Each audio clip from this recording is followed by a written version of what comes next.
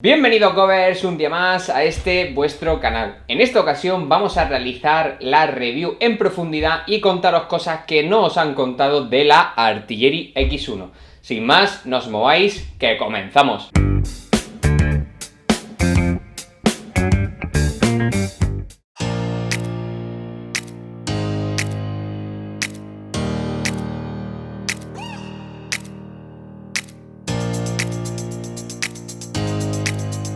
Vamos manos a la obra y vamos a repasar rápidamente las características principales de esta impresora. Quédate hasta el final porque voy a darte una serie de pros y contras bastante en profundidad tras haber probado esta impresora durante bastante tiempo y algunos consejos más si estás pensando en comprar esta impresora.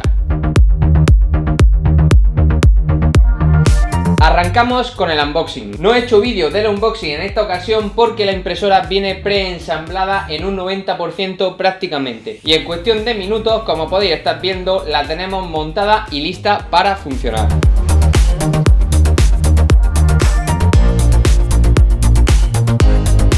En el apartado de diseño y estructura nos encontramos con una impresora muy bien diseñada en el aspecto estético. Contamos con perfiles de aluminio dobles tanto para los ejes Z como para el eje X y la electrónica y fuente de alimentación se recogen en la parte inferior, que está compuesta por chapa plegada y recoge todo en su interior, lo que le dan un diseño bastante elegante y compacto frente a las dimensiones que tiene.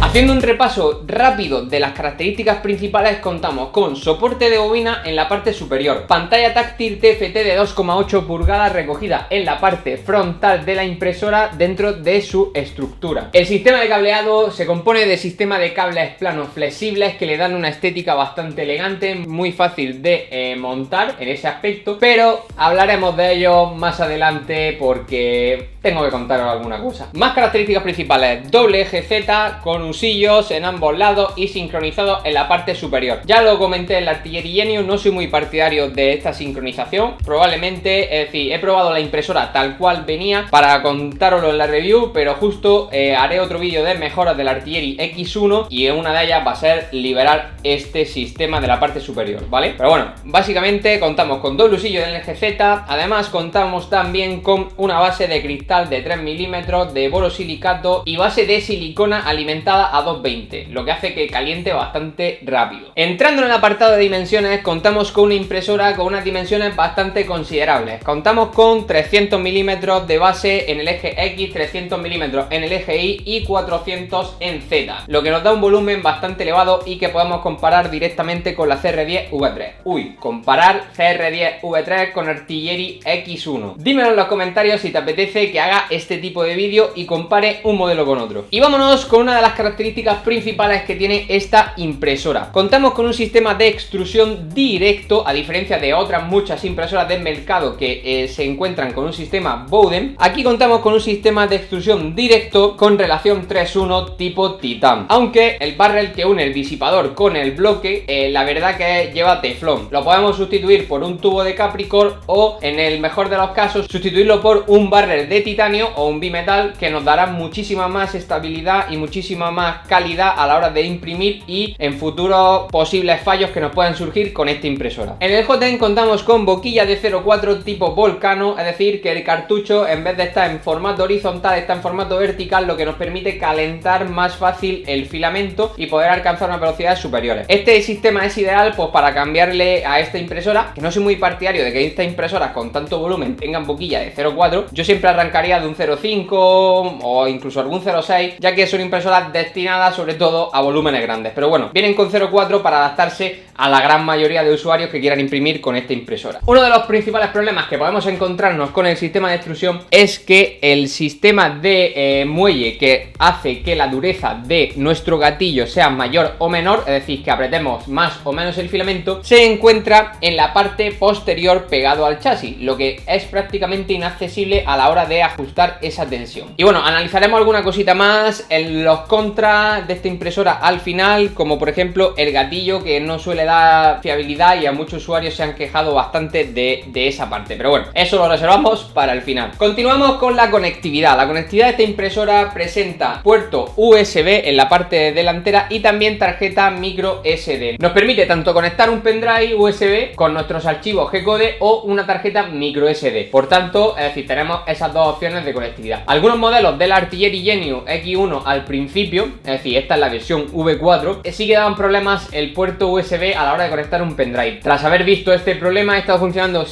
siempre con el puerto USB y no he tenido ningún tipo de problema. Bueno, diferenciar que tenemos la conectividad para pasar un G-Code de manera autónoma, tanto micro SD como por USB mediante un pendrive, y luego también tenemos la conexión USB para conectar nuestra impresora al ordenador y que desde el ordenador podamos controlarla, que esto es estándar en todas las impresoras. Pero me vengo a referir que tenemos ese añadido de poder utilizar un pendrive. Entrando en el apartado de usabilidad y sensores de esta impresora, desde la pantalla podemos controlar movimiento de ejes, cambio de filamento, precalentamiento, carga de archivos, nivelación semimanual, incluso apagar o encender la luz LED del fusor que nos permite iluminar la pieza mientras estamos imprimiendo. Cuenta además con sistema de recuperación tras corte de corriente. A mí me ha funcionado bien en bastantes ocasiones. Suelo probar bastante esto. Sí que es cierto que siempre que tenemos un corte de corriente nos mueve alguna capa, pero en alguna otra ocasión el motor del extrusor ha dejado de funcionar y he perdido la impresión, por lo que, bueno, la fiabilidad de este sistema de recuperación tras corte de corriente es relativa. Y por último, a nivel de sensores, contamos con un sensor de filamento en la parte superior donde va colocada la bobina. Este sensor funciona bien. Cuando he cortado el filamento, la impresora se ha pausado y nos ha pedido cambio de filamento mediante un pitido, por lo que funciona bien. No soy muy partidario de tener el soporte de filamento en la parte superior, ya que, bueno, a la hora de hacer piezas esbeltas sí que es cierto que tenemos cierto tambaleo, y si encima le ponemos este peso en la parte superior, pues no es una gran idea. Además, este soporte de filamento es bastante difícil de ajustar porque tiene una serie de tornillos en la parte trasera y tienes que apretarlo justo cuando coloques la bobina.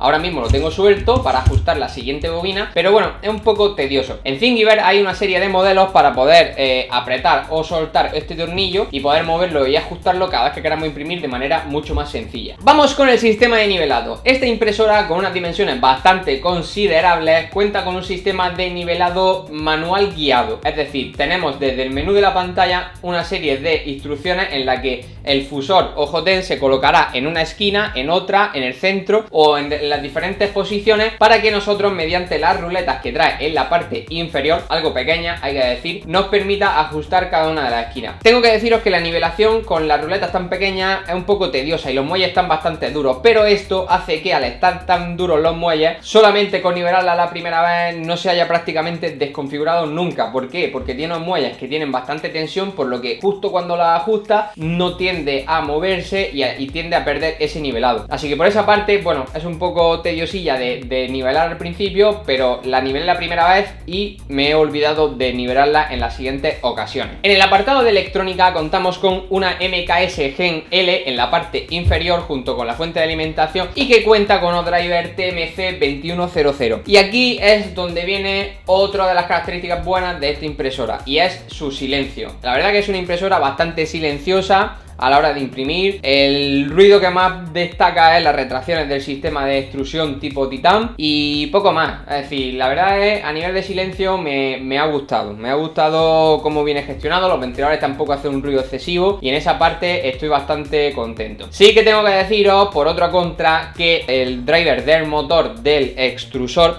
está muy sobrealimentado y se calienta muchísimo. Esto provoca que incluso nuestra placa, como ya he visto en muchísimos foros y a muchísimos usuarios tanto de Artillery Genius como Artillery X1, el pad donde va conectado el cable plano al final tiende a quemarse. Entonces, si somos un poco habilidosos, es recomendable bajarle un poco la intensidad de corriente al driver del extrusor para intentar hacer que no se nos queme el pad donde va conectado el sistema de cableado del extrusor. Volvemos a la base, como os comentaba al principio, y en la base contamos con una base de silicona de 30 x 30 centímetros, 300 x 300 milímetros, y esta base calienta muy rápido. Podemos alcanzar incluso hasta los 110 grados y la verdad que va muy bien a nivel de rapidez. Pero, y aquí viene una de las partes más... son dos cositas que quiero comentaros para que tengáis en cuenta. Una de ellas es que calienta muy bien por la parte central, pero en las esquinas calienta como 10-20 grados menos que la parte central. Supongo que se deberá a la serie de orificios que lleva para poder atornillar, pero pierde bastante temperatura en las esquinas, por lo que si hacemos una impresión grande hasta la esquina de algún material técnico, puede que suframos de warping,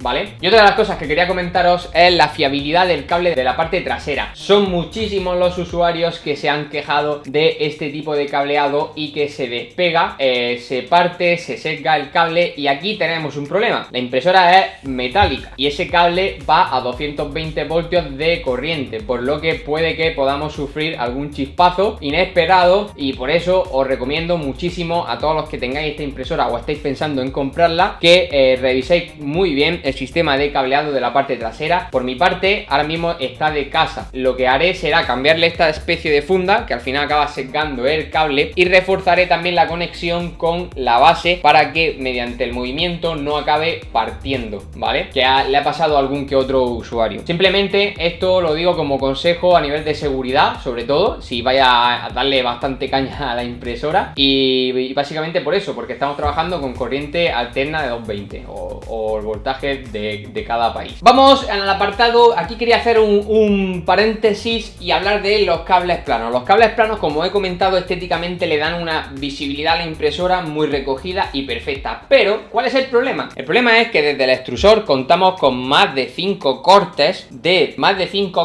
hasta llegar a la electrónica. Esto conlleva conexiones, placas de circuito entre medias y una serie de contras que la verdad no me gustan nada. Yo prefiero que la manguera vaya prácticamente directa hasta la electrónica, porque cuanto mayor sea el número de cortes, peor es esa situación. El cable plano está diseñado para máquinas de este tipo, y la verdad que hay muchas impresoras, tanto 2D como alguna que otra maquinaria, que llevan este tipo de sistemas, pero en este caso no está bien resuelto. Contamos con un sistema de cable plano que entra a presión. Como este sistema va a estar en constante movimiento, lo ideal sería que fuera mediante un sistema de pinza y fijara el cable plano en mucha mayor medida. ¿Por qué? Porque si no lo conectamos correctamente, o lo sacamos o por el movimiento se sale, al final vamos a crear una especie de microchispazos dentro del pad y se acabará quemando. Sí que es cierto que las placas de electrónica y los cables planos Artillery los tienen muy económicos, y si los tenemos que cambiar en algún momento, la verdad que salen por 10-15 euros a lo máximo. Y además Artillery conoce este defecto de la impresora y nos añade una serie de repuestos de cables planos para poder sustituir en caso de que nos fallen o nos dé algún tipo de problema. Entramos en el apartado de calidad. Como veis, aquí tengo una serie de piezas y la verdad que la impresora me ha gustado a nivel de calidad. Tengo que deciros que trabajando en piezas pequeñas la calidad es buena, en alturas pequeñas también. Aquí por ejemplo tenéis alguna serie de... Este es un Falcon Heavy de SpaceX que he hecho con material translúcido, y la verdad que el resultado es bastante bueno. La capa es muy buena, pero sí que es cierto que en la parte superior, contando esta altura, ya tenemos alguna serie de pequeñas vibraciones debidas al bandeo que nos puede realizar el eje Z. Hay algunas soluciones como la de GAM 3D, que tiene un sistema para fijar el marco por la parte trasera, lo que nos da mucha mayor robustez y estabilidad, que probablemente se la añada en el vídeo de mejoras. Si queréis o conocéis alguna mejora que queráis ver en ese vídeo, hacedmelo saber en los comentarios. Aquí además tengo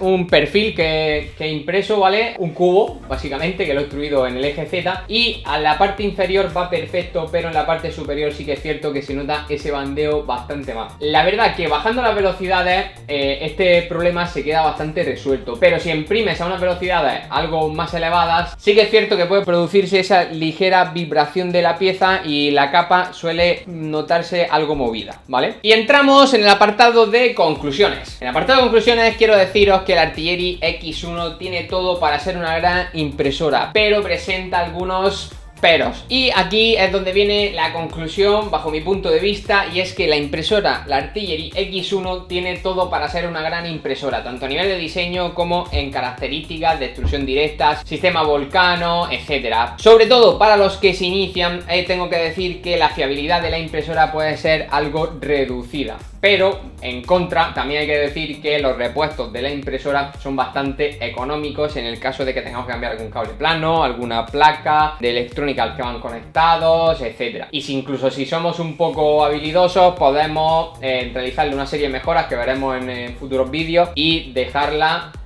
dejarla perfecta para poder imprimir sin ningún tipo de problema. Y repasamos en ronda rápida los pros y los contras. Vamos con los contras. En este caso contamos con una base de silicona de 220 voltios, sí, que calienta rápido, sí, pero que no calienta de manera homogénea. Además de contar con un cristal fijo a la base de silicona que no nos permite poder extraer y colocar de nuevo otro cristal o un fleje o una base magnética, lo que sea, y que si se daña pues tendremos que sustituir. Además presenta cierto bandeo en el eje Z en las piezas altas y que son esbeltas y que puede ser consecuencia de una velocidad alta debido a la inestabilidad que puede presentar el marco. La fiabilidad de los cables planos es relativa y también hay que tener cuidado con los pads en los que se conectan y observarlos por si se empiezan a poner marrones, que no acaben quemándose y tengamos que sustituir la placa. El gatillo del extrusor suele ser una pieza que se suele partir, sigue siendo de plástico, aunque ha mejorado con las distintas versiones de la Artillery X1, pero el gatillo se suele partir y se suele mover hacia los lados, por lo que es recomendable cambiarlo por uno metálico. Contras que tiene esto también es que hay que desmontar muchas partes del extrusor para poder sustituir el gatillo y dejarlo con el nuevo. Además de eso, también el tornillo de apriete de la tensión del muelle del extrusor está muy inaccesible y nos cuesta bastante poder apretarlo. Y por último, la bobina en la parte superior. No soy nada partidario, la verdad que me gusta más que esté en otra parte y guiarlo de alguna forma, porque también puede provocar que esas pequeñas vibraciones que nos surgen en piezas esbeltas las puede provocar la consecuencia de tener un peso aquí y ir tirando desde el extrusor, ir tirando de este peso, pues lo que puede provocar que se nos mueva un poco el marco. Como os he dicho, no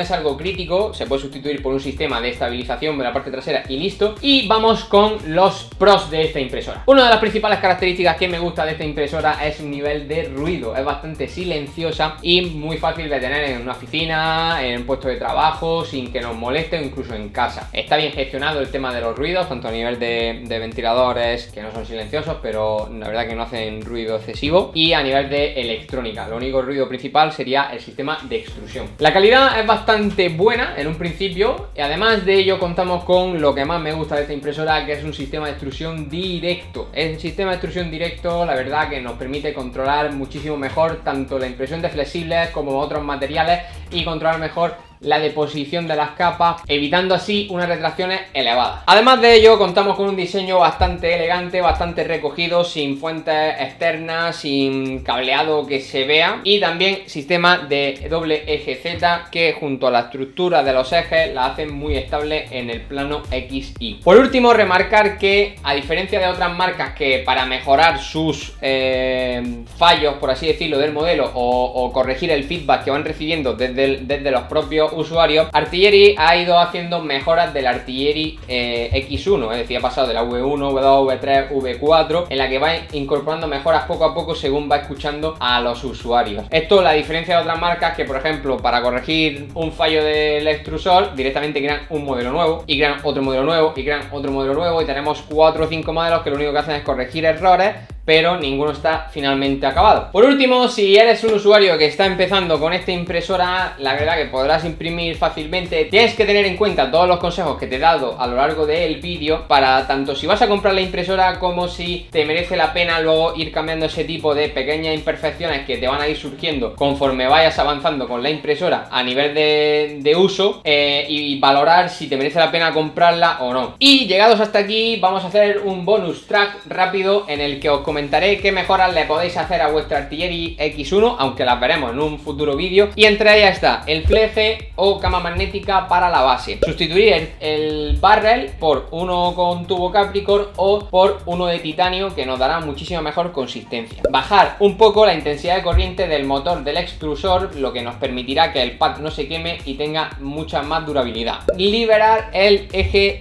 Z sincronizado en la parte superior para que podamos tener cierto control autónomo de los motores y mejorar la calidad de nuestras impresiones. Y alguna cosita más, como cambiar el gatillo del extrusor o el sistema de bobina, quitarlo de la parte superior y ponerlo en el lado con algún sistema autónomo o en otro lugar. Hazme saber de nuevo en los comentarios si te gustaría ver todo este tipo de mejoras recogidas en un solo vídeo y que os contara cómo se hacen. Y si es así, y si te ha gustado este vídeo, suscríbete al canal, dale a me gusta y nos vemos en un siguiente vídeo. Como siempre digo, nunca paréis de crear. ¡Hasta la próxima! Y con esto hay un bizcocho.